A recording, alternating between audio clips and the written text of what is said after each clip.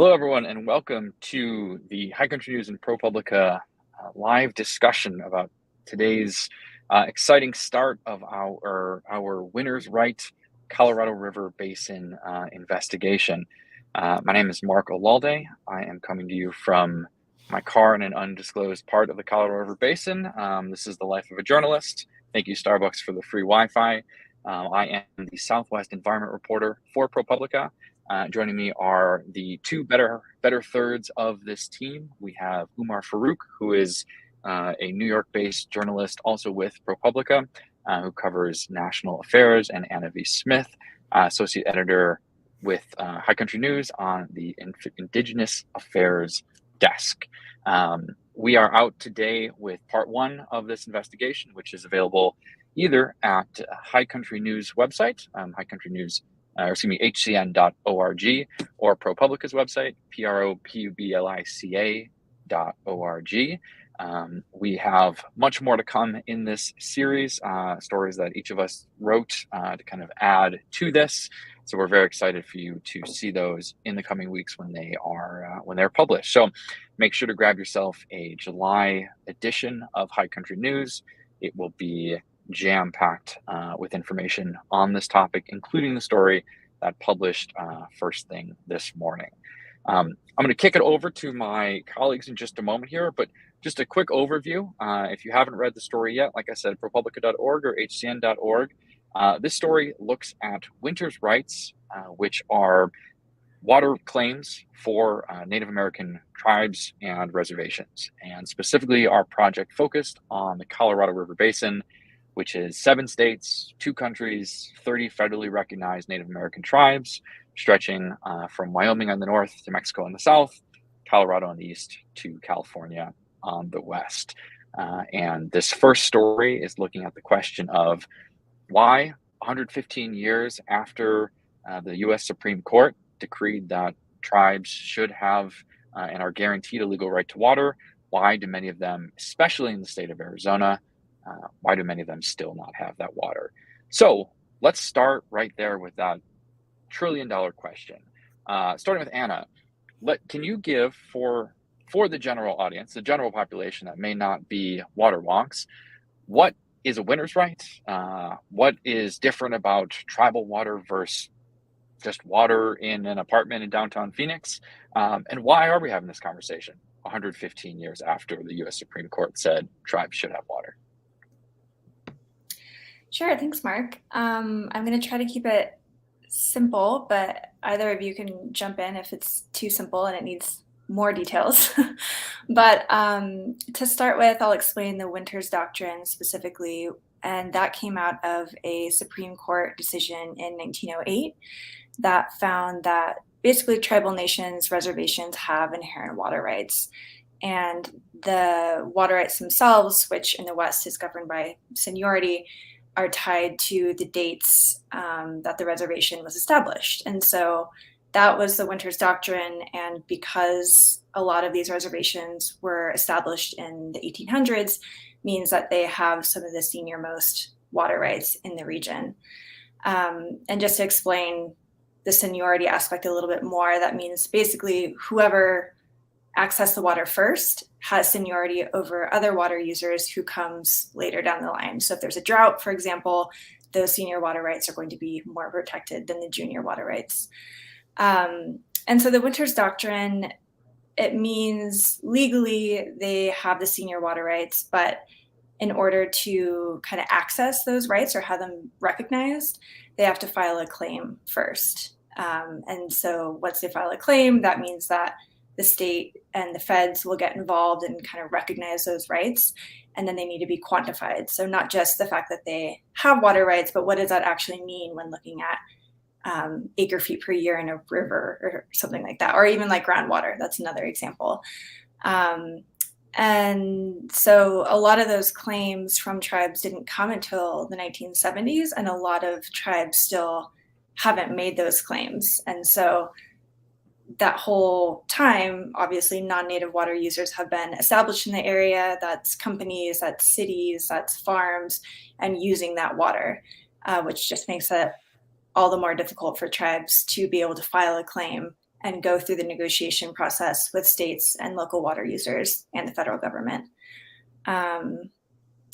In terms of why we're still having this discussion 115 years later, I mean, I think the 1908 decision, the Winters Doctrine, is based on that tribe. The Fort Belknap Indian community was the tribe at the center of that case, and it was access to the Milk River, and they still don't have their water rights adjudicated, or they don't have a water settlement either. And so there's a lot of different factors at play for each individual tribe. It's very case by case, on a very case by case basis. Some tribes, they were terminated, for example, and so then they had to be re-recognized as a tribe by the federal government before they could pursue those water rights claims. So there's all these different histories and reasons for that. But I mean, you know, in a broad sense, I guess you could just say colonialism. So, with that long history, Umar, and with what Anna laid out in terms of the negotiations involving the feds, involving these competing claims from businesses, utilities, or farmers, or whomever else have kind of sprung up in this long history of colonialism in the West, why the focus in Arizona? What kind of sets Arizona apart and makes this question, what could theoretically be a simple question of quantifying and settling rights, so much more difficult in Arizona than in other states? Yeah, I think we started this project trying to take a pretty broad look and at the whole Colorado River Basin, and that involves 30 different tribal nations. And we pretty kind of quickly figured out, for a number of reasons, that Arizona seems to stand out. I mean, one reason is that 22 out of those 30 tribes are in Arizona. And you know, I think something like a quarter of the whole state's land is part of, you know, sovereign nations' land, tribal land. So, and there's a lot of mining that happens in Arizona, and there's a lot of competition because it's one of these states where you have really fast-growing cities like Phoenix or Flagstaff or Tucson, and there's a acute shortage of water. So those are kind of the reasons that people who might be somewhat sympathetic to the state stance would give as to why this is taking so long in Arizona. But we also found in our investigation that there's a bunch of other reasons that Arizona seems to have a system that maybe even is designed to make it very hard for tribes to get access to water. And some of those, you know, things start historically, like in the 1970s, when, like Anna said, these tribes were starting to, you know, push for water rights. Arizona and a handful of other Western states argued at the federal level to uphold a law called the McCarran Amendment that basically said that if a tribe wants to sue for its water rights, it needs to do so in state courts. So when that was upheld, then it went to courts in Arizona, and the courts in Arizona were dealing with a huge number of cases, you know, in these huge adjudications that seek to determine like water claims for entire river basins at the same time. So these cases have tens of thousands of parties and, you know, a huge number of claims, and they take decades and decades to kind of resolve. And the resources that the state of Arizona should be putting in to this system don't seem to be there. The state agencies that need to come up with technical reports for the court to move forward don't have the resources and the staff to do so. The judges in court and the experts that are involved in court don't have the resources and time to move forward very quickly. So in the state of Arizona, that's one issue, that the whole court process for a tribe to sue and get its water rights adjudicated in court is very different from other states in the West. And then so the other side of that is, what if a tribe wants to just sit at a negotiating table with the state and with any other parties that it needs to come up with what we call a settlement, a water rights settlement, which is how most tribes in the Colorado River Basin actually win water rights. And so our investigation, we also found that in Arizona, you know, the process is more secretive than it is in other states. It takes a lot longer than it does in other states. And there's been a handful of very powerful allies that the state has at the federal level that have really set the terms of negotiating with tribes. So the state's able to extract concessions from tribes that other parts of the country, other settlements don't seem to have. Well, and let's Anna, if you could talk about those a couple points that Umar brought up. He spoke first to the sovereignty, which I think is a key point that needs to be underscored over and over in this, is that we're discussing sovereign nations that have a relationship or should have a relationship with the federal government. As Umar laid out, the McCarran Amendment and the defense of that means that this is dealt with at the state level. But the second thing I think Umar brought up that I'd love to hear from you on is, these powerful allies. And these powerful allies were the ones who kept things in the state level, and then also acted either, depending who you are and how you look at this, either as an intermediary and a totally impartial observer between the state, the feds, and the tribes, or as a referee with a thumb on the scale towards the state. So could you talk a little bit about, who those individual people or agencies or types of entities are within the state of Arizona that kind of give this advantage on the playing field to the state, often at the expense of the tribes? Yeah, so I think three main people or categories come to mind. The first being the Arizona Department of Water Resources, because they're the primary negotiator with tribes in the state of Arizona, and they're supposed to be a pretty neutral party to kind of help facilitate these negotiations. They decided not to speak with us for this story, but they play a really important role in how these negotiations happen. And we found that they're really the ones to add these extra concessions in the case of,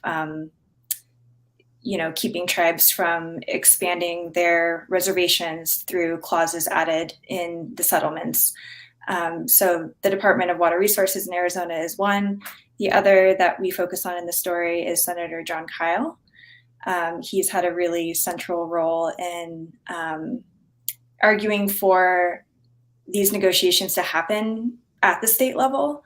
And that's a really big departure from other ways that issues of tribal sovereignty and, for example, treaty rights are handled. Like those are usually handled at the federal level or through federal courts. And so to have, there's like an inherent tension that comes between tribes and states.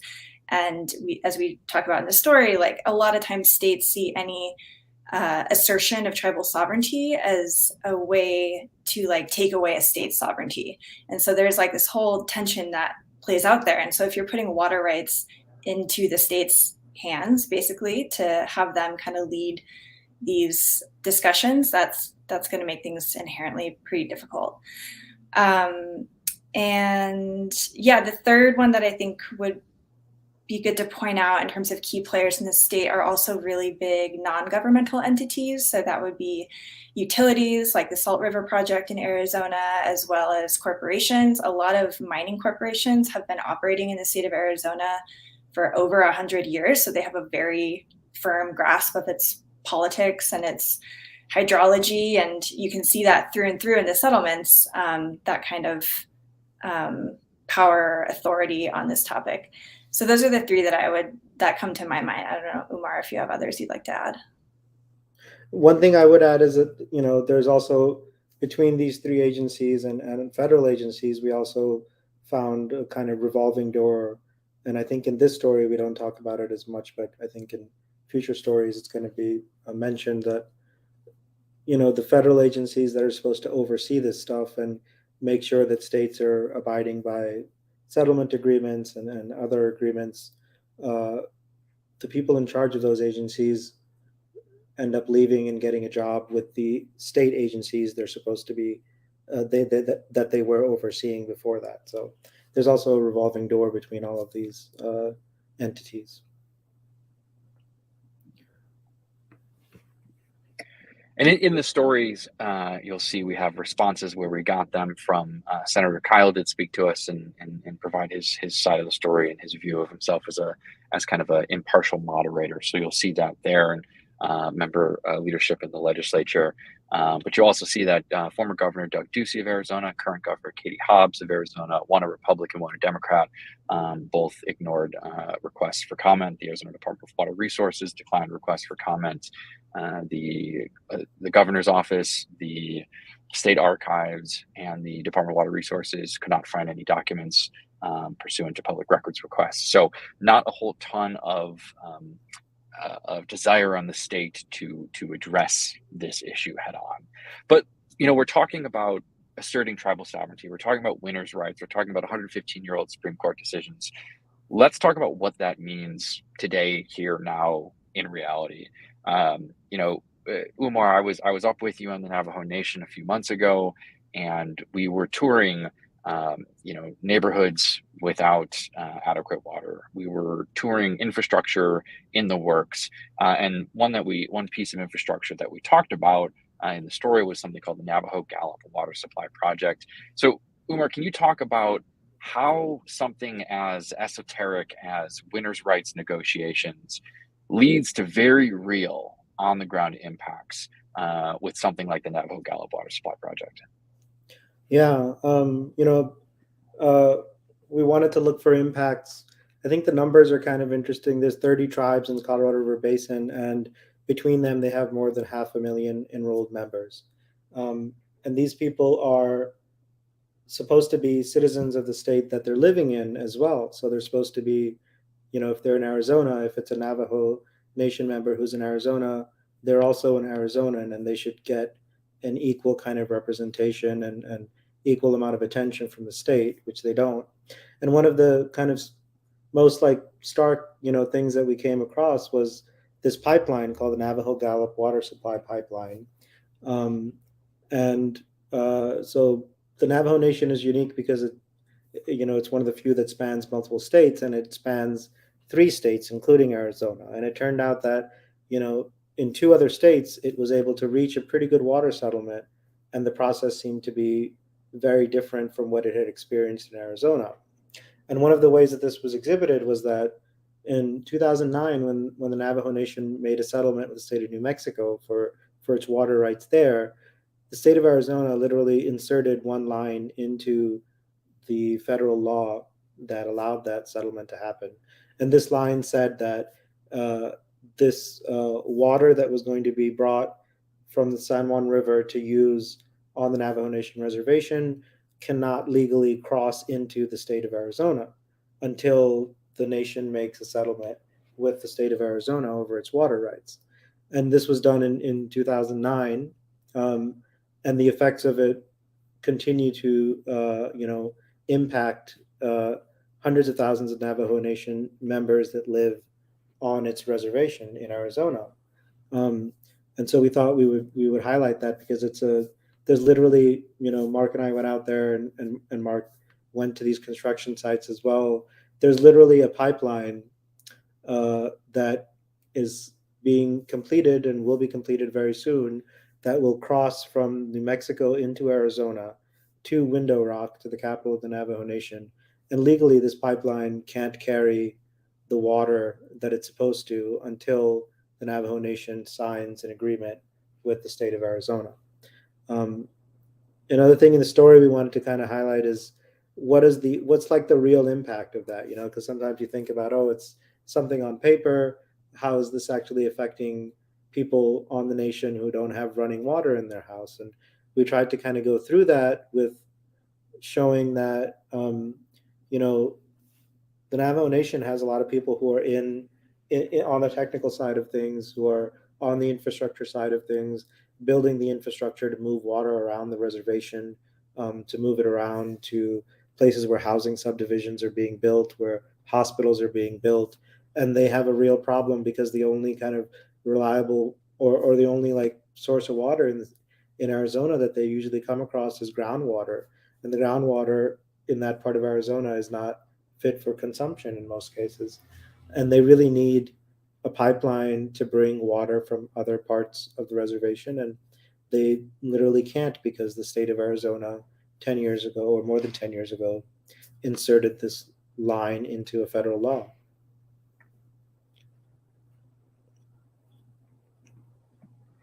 Umar, I want to keep it with you for one more question, then Anna, I want to kick it to you to ride us into the sunset. But Umar, we in the context of this story, we spoke to 20 leadership from 20 of the 30 federal impacts for a large like the Navajo of this system. How perhaps can like Indian community benefit, or how are smaller tribes really put out by what they're forced to agree to, So Umar, sorry, I'm saying I've got some connectivity issues, so apologize for that. But Umar, can you just talk about some of the smaller tribes we spoke to their leadership? What were some of the maybe agreements they had to strike with the state to get their water settlements completed? And what are some of the impacts on some of these smaller reservations in Arizona? Yeah, so the 30 tribes in the Colorado River Basin, the largest in terms of membership is Navajo Nation, but we spoke to tribes that have as few as a few hundred members, or even around just 100 members, and then other tribes that have 20,000 members, but the vast majority of them can't live on the reservation that is that is given to this tribe by the United States government. And so we found, one of the biggest problems with this was that a lot of tribes are left with this conundrum where either they can settle with the state of Arizona and get some water rights, but they would have to give up, one of the principal ways they have to expand their reservation in the future. And that's a unique thing that the state of Arizona, no other state in the country inserts this requirement into its water settlements with tribes. So the state of Arizona says, like, if we'll agree with you and give you the right to this much water, or we'll agree that you have a right to this much water, but you need to, in the future, if you ever want to expand your land, you need to only go through Congress. You need to convince people in Congress to pass a law that says that this additional land that you own is part of your reservation now. And that's a real problem for a lot of tribes, like the Pascayaki tribe outside of Tucson, for example. They have more than 20,000 enrolled members, and they have a waiting list with thousands of people who would like to be able to live in a home on the very small reservation that the tribe has. But they can't do that if they, sign a settlement with the state of Arizona to get water rights for that reservation. They're also going to have to give up the, quickest and easiest way to expand that reservation.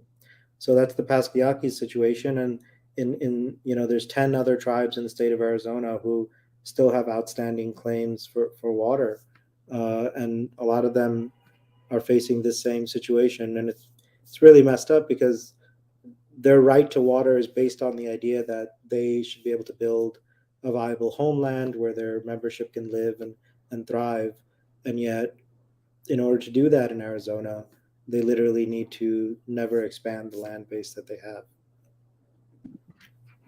So, Anna, can you speak to I kind of want to sum this conversation up a little bit with the massive elephant, or I guess water buffalo in the room here, which is really looming over winners' rights and tribal sovereignty, and just kind of the future of tribes and reservations in the West and around the country, which is a court case, Arizona versus Navajo Nation, which was heard on March 20th by the Supreme Court and could have a ruling handed down really any day now. It deals with a lot of concept, but it comes through the question of winners' rights, the same right, and to what that case is, the impact on the space.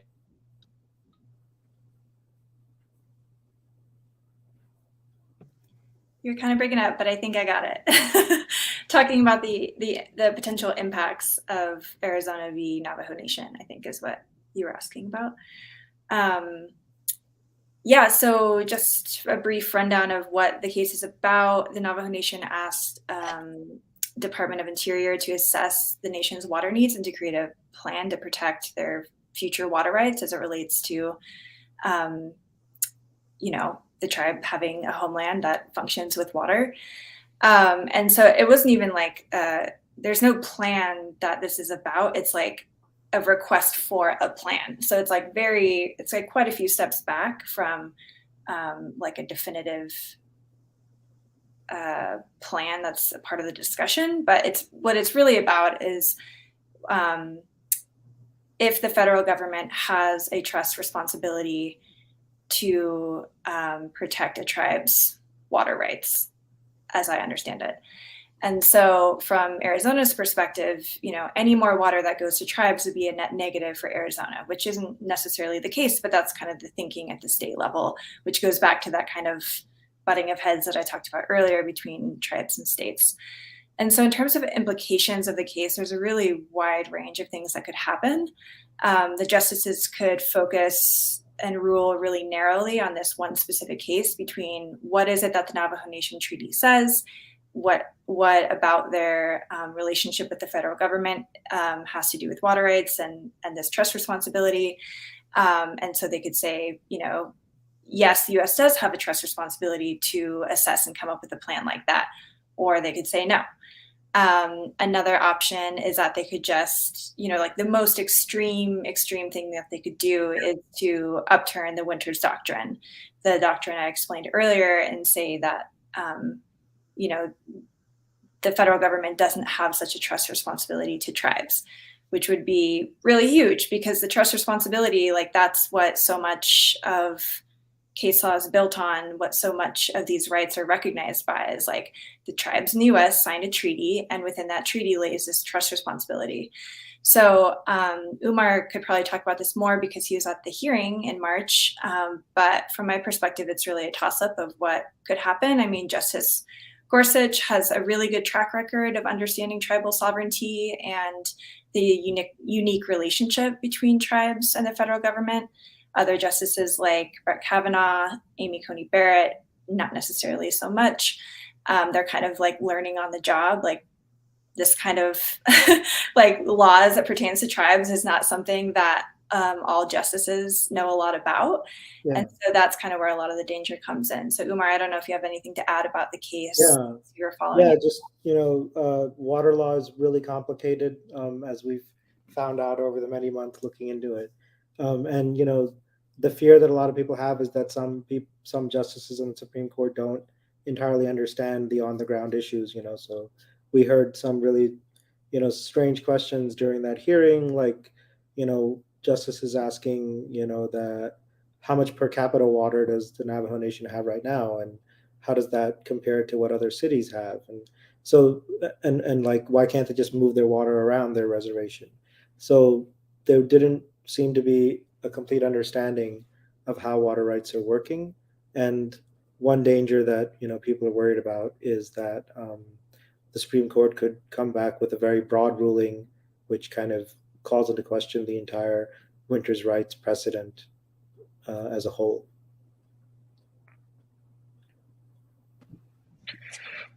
Thanks for that, and sorry to disappear during your legal analysis. But I think it's pretty clear right now how pivotal of a time, even 115 years after the Supreme Court made their initial ruling, how pivotal of a time it is kind of for the future of tribes, for the future of sovereignty, and for the future of development, really around these large, often large and growing reservations around the country, and especially in the Colorado River Basin. So with that. We have talked at you about the intricacies of water rights enough. So thank you, Umar, for your reporting, your writing, and joining us. Thank you, Anna, for your reporting, writing, and joining us. You can follow both of them on Twitter and wherever else you get your news. Go to hcn.org, go to ProPublica.org, and pick yourself up a copy of the High Country News July edition to see this and a number of other stories on this topic. Thanks very much for your interest. And again, my name is Marco Walde with ProPublica. Thanks so much.